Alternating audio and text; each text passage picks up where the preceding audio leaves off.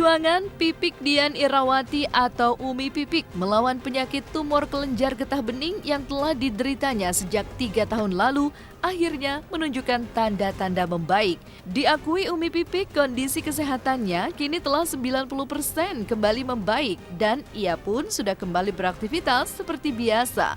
Sebelumnya, penyakit tumor kelenjar getah bening yang diderita Umi Pipik memang santer diberitakan. Oleh karena itu, istri almarhum Ustadz Jeffrey Al-Bukhari ini memberi kepastian bahwa kondisinya kini baik-baik saja. Alhamdulillah, alhamdulillah sehat gitu. Kemarin kayaknya beritanya terlalu dibesar-besarkan ya. Jadi akhirnya banyak orang yang pasang status di Facebook-nya masing-masing dengan foto saya yang terkapar kayaknya lemah banget padahal saya ini lagi aktivitas di mana-mana. Alhamdulillah sih udah sehat. Udah 90% sehat insyaallah. Alhamdulillah sih udah apa ya memang karena 90% udah sehat.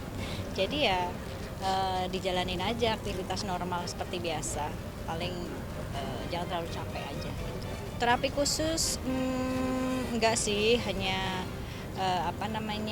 banyak olahraga aja gitu, banyak gerak ya.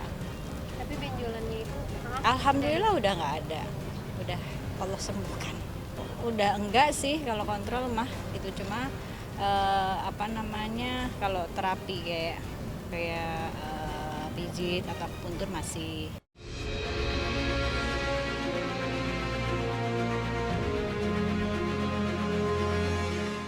Meski kondisi kesehatan 90% kembali membaik dan tidak lagi melakukan kontrol, Umi Pipik mengaku masih tetap melakukan terapi pijit seperti akupuntur.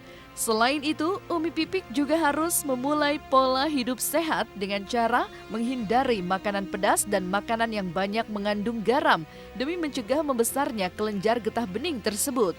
Lantas, seperti apa juga perhatian Abizar dan Adiba untuk sang bunda pasca sembuh dari penyakit tumor kelenjar getah bening?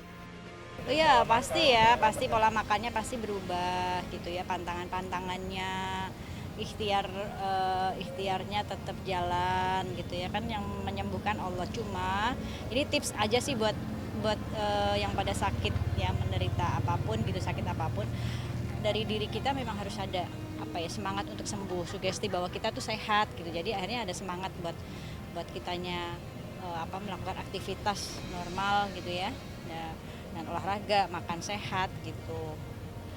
Itu sih, jangan sampai kitanya terpuruk lu sakit, padahal kan sakit Allah yang menyehatkan, yang menyembuhkan insyaallah.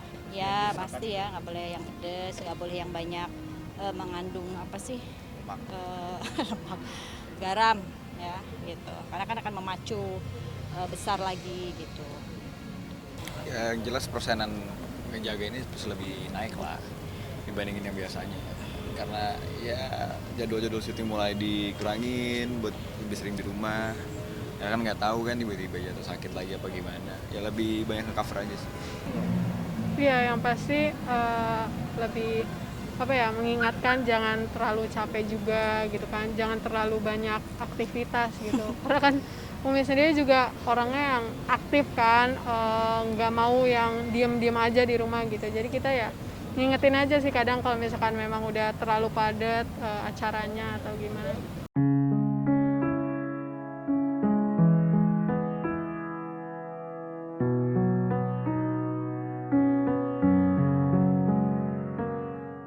Setelah melewati perjuangan panjang melawan sakit tumor kelenjar getah bening, Umi Pipik kembali menguak cerita yang mengejutkan, yang mana secara terbuka Umi Pipik mengaku sudah mempersiapkan kain kafan sebagai selimut terakhirnya pada saat ajal menjemput.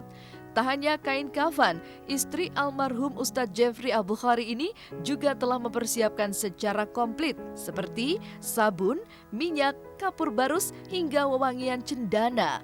Keputusan Umi Pipik mempersiapkan semuanya itu tidak semata-mata karena penyakit yang dideritanya saat ini, melainkan karena kewajibannya sebagai umat muslim yang selalu siap kapanpun dipanggil Yang Maha Kuasa.